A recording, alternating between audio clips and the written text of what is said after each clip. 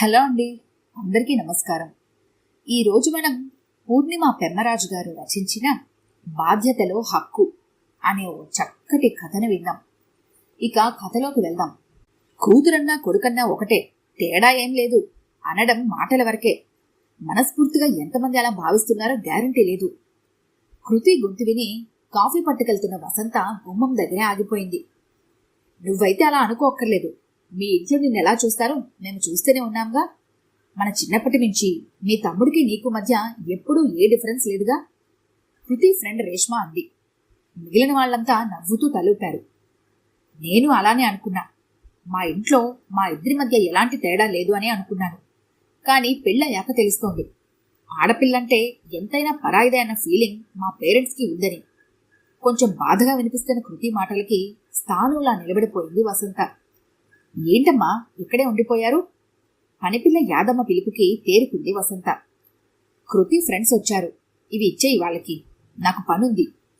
Tray యాదమ్మకిచ్చి వంటింట్లోకి వెళ్ళిపోయింది. షాకింగ్గా ఉంది వసంతకి. తన చెవుల్ని తానే నమ్మలేకపోతోంది. నిజంగా కృతి అయినా అలా అన్నది? తను సరిగ్గానే విన్నదా? ఏం తేడా కనిపించింది కృతికి? అలాంటి తేడా ఏది కృతికి అనిపించకూడదని పుట్టినప్పటి నుంచి తనని ప్రిన్సెస్ లాగా చూసుకుంటూ వచ్చాం కదా. అయినా ఎందుకలా అనిపిస్తోంది? వసంతకి గతమంతా గుర్తుకొస్తోంది. అమ్మా, నేను అక్క కూడా బస్ ఎక్కి కాన్వెంట్కి వెళ్తాం అన్నయ్యలతో పాటు.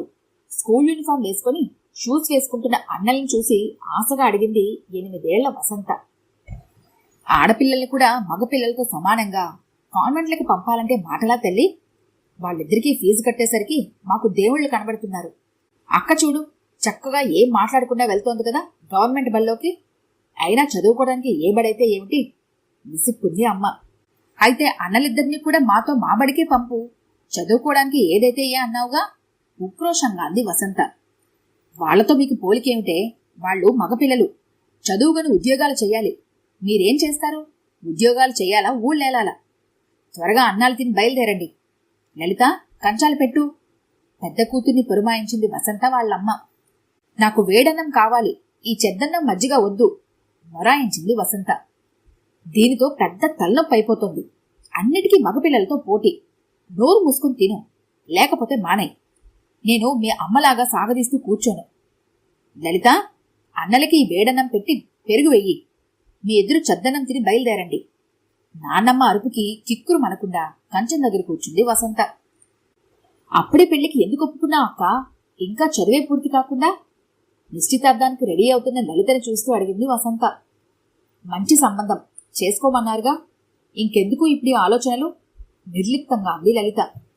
చెప్పొచ్చుగా అక్క, ఎంత మంచి మార్కులు వచ్చాయి నీకు. అన్నయ్య ఇంటర్ తప్పినా మళ్లీ నానా తంటాలు పడి ఇంజనీరింగ్లో చేర్చారు. నీకు చాలా మంచి మార్కులు వచ్చాయి. సీట్ వస్తుందని మంచి కాలేజీలో గట్టిగా అడుగు. ఆవేశంగా అంటున్న 14 ఏళ్ల వసంతని జాలిగా చూసింది లలిత. పిచ్చిదానా, అడిగి లేదనిపించుకోవడం తప్ప చిన్నప్పటి నుంచి ఏదన్నా కోరుకున్నా దొరికిందా మనకి? ఆడపిల్లంటే బరువు, వీలైనంత ఈజీగా దించుకోవాలి అనుకుంటారు తల్లిదండ్రులు. ఆడపిల్ల పుట్టినప్పుడే పరాయిది అని ముద్ర వేసేస్తారు. చూస్తూనే ఉన్నావుగా చిన్నప్పటి నుంచి. తినే తిండి దగ్గర నుంచి మనకి అన్నయ్యలకి మధ్య తేడా. వాళ్ల దృష్టిలో మనకి పెళ్లి చేసి పంపిస్తే ఏడాదికి ఒకసారి వచ్చిపోయే చుట్టాలం మాత్రమే మనం. అనవసరంగా గొడవ ఎందుకు?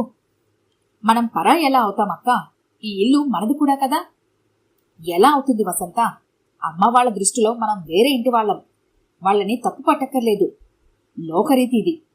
అమ్మాయి అంటేనే ఆడపిల్ల కాని ఇక్కడ పిల్ల కాదు అని నాన్నమ్మ ఎన్నిసార్లు అంది? నువ్వు విన్నావుగా. వాళ్ళ ఆలోచనది. ఎందుకు గొడవ పెట్టుకుని మనం బాధపడి వాళ్ళని బాధ పెట్టడం? నేనలా ఒప్పుకోను. ఉక్రోషంగా అంటున్న వసంతని చూసి నవ్వొచ్చింది లలితకి. సరే, ఒప్పుకోకు. రేపు నీకు పెళ్ళై పిల్లలు పుట్టాక నువ్వన్నట్టే పెంచి చూపించు. సరదాగానే లలిత అన్న మాటలు ముద్ర పడిపోయాయి వసంత మనసులో. నీకేదన్నా గిఫ్ట్ ఇవ్వాలని ఉంది, ఏమివ్వాలో తెలియట్లేదు. అందుకే నిన్నే అడిగేస్తున్నాను. నీకేమివ్వమంటావు? 9వ నెల గర్భంతో భారంగా కనిపిస్తున్న వసంతని ప్రేమగా చూస్తూ అడిగాడు రమేష్. నాకేం కావాలండి? అడగకుండానే అన్నీ అమర్చే భర్త, అర్థం చేసుకునే అత్తగారిల్లు రెండూ దేవుడే ఇచ్చాడు. అయినా సడన్ గా గిఫ్ట్ ఇవ్వాలనే కోరికేమిటి? నవ్వుతూ అడిగింది భర్తని వసంత. నువ్వు నాకు ఎంత అమూల్యమైన గిఫ్ట్ ఇవ్వబోతున్నావు? నేనేమిచ్చినా దాని ముందు తక్కువే. అయినా సరే ఏదైనా ఇవ్వాలనిపిస్తోంది. ప్లీజ్, ఏం కావాలో చెప్పచ్చుగా? గడ్డం పట్టుకుని బ్రతిమలాడుతున్నాడు రమేష్. అయితే నాకు మాట కావాలి, ఇస్తారా? చెప్పు, ఏం కావాలో? పుట్టేది ఎవరో తెలియదు కానీ అమ్మాయి పుడితే తనని ఏ రకంగానూ తక్కువగా చూడమని మాటివ్వండి. తనకి అన్నిటిలో అన్ని రకాలుగా సమాన హక్కు ఉండాలి. ఎప్పుడూ తన మీద వివక్ష చూపించకూడదు. అలా అని మాటివ్వండి. చేయి జాపింది వసంత. ఏయ్, ఏంటిది వసు?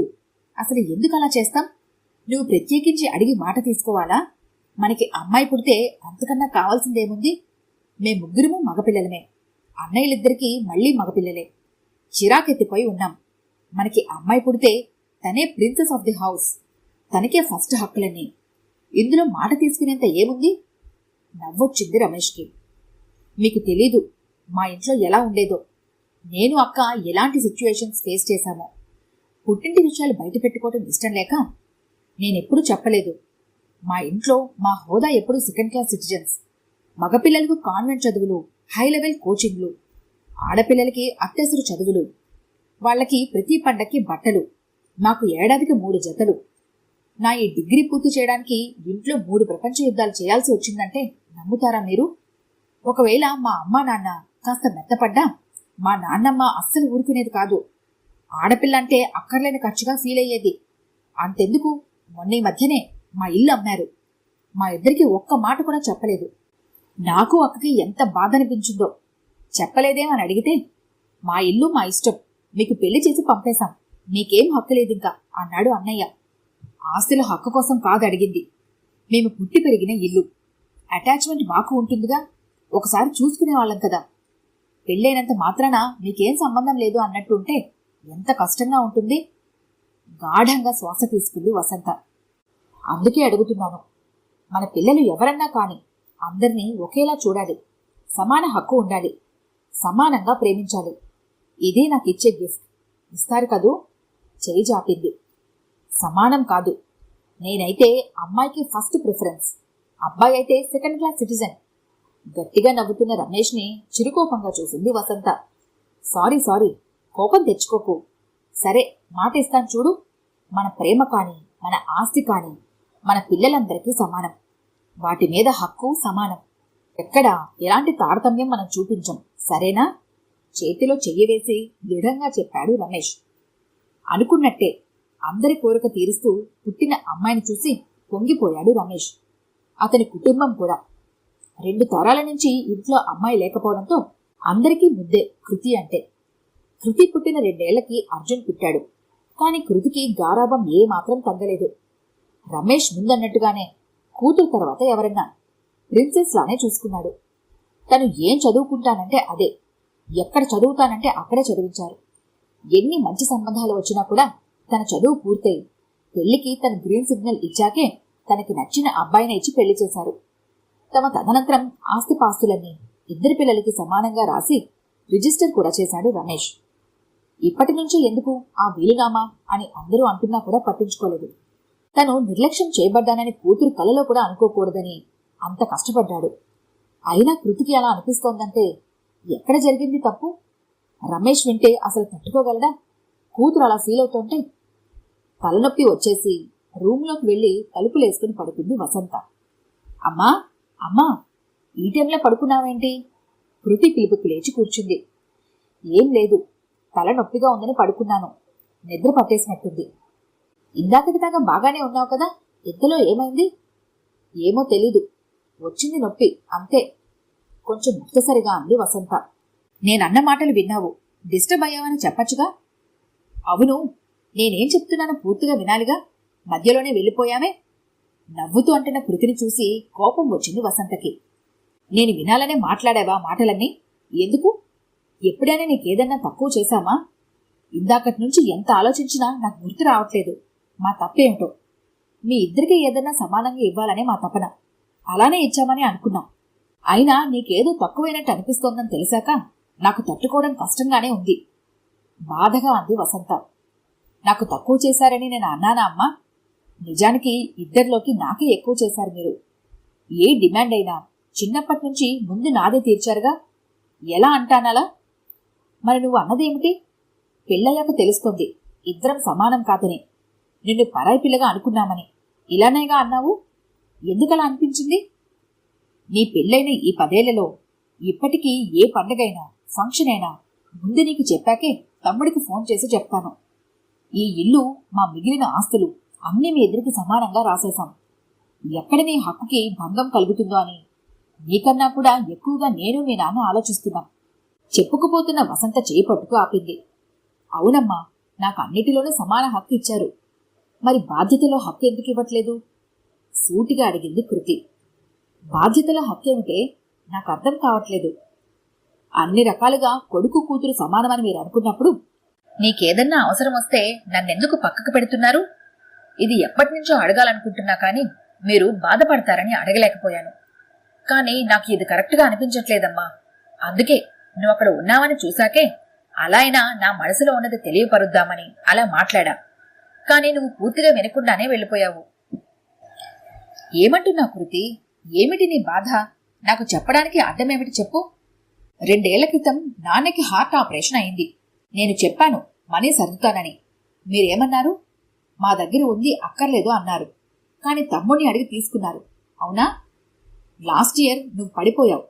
4 నెలలు రెస్ట్ అంటే నేను ఎంత బతిమాలాను నా దగ్గర వచ్చి ఉండమని. కాదని తమ్ముడి దగ్గరికి వెళ్లారు. చంటి పిల్లతో ఉంది నీ కోడలు. ఆ అమ్మాయికి ప్రాబ్లం అవ్వదా? నా పిల్లలంటే పెద్దవాళ్ళయ్యారు. నా దగ్గరికి రావడానికి నీకేమిటి ప్రాబ్లం? ఇలాంటివి చాలాసార్లు జరిగాయి. నాకు అవసరమైనప్పుడు నా హక్కుగా మిమ్మల్ని ఎన్నిసార్లు పిలిచాను? మీకు అవసరమున్నప్పుడు నేను చూసుకుంటా అంటే ఎందుకు ఒప్పుకోరు? నా ఇల్లు మీకు పరాయిగా ఎందుకు అనిపిస్తోంది? కృతి ప్రశ్నకి జవాబేమీ ఇవ్వలేకపోయింది వసంత. నాకు అర్థమైంది ఏమిటంటే అమ్మా, మీరు నమ్మింది మనస్ఫూర్తిగా ఆచరించడం లేదు. ఇద్దరూ సమానమంటే అన్నీ సమానం ఇవ్వాలి. మీ సుఖంలోనే కాదు, కష్టంలోనూ నాకు భాగం ఇవ్వాలి. హక్కులతో పాటు బాధ్యతలు కూడా అప్పచెప్పాలి. లేదంటే నాకిప్పుడు మీరు నన్ను పరాయిగా చూస్తున్నారు అనిపిస్తున్నది నిజమే అవుతుంది.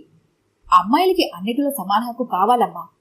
అలానే బాధ్యతలో కూడా సమాన హక్కు కావాలి. ఇందాక నా ఫ్రెండ్స్కైనా ఇదే చెప్పాను. ఇదంతా నువ్వు నాన్నకి చెప్తే సరే, లేకపోతే నేనే చెప్తాను. బాధ్యతలో నా హక్కు నాకిమ్మని. నిజానికి సమానంగా కాదు, నాకు కొంచెం ఎక్కువ ఇవ్వాలి. మొదట్నుంచి అలానే ఇచ్చారు కాబట్టి.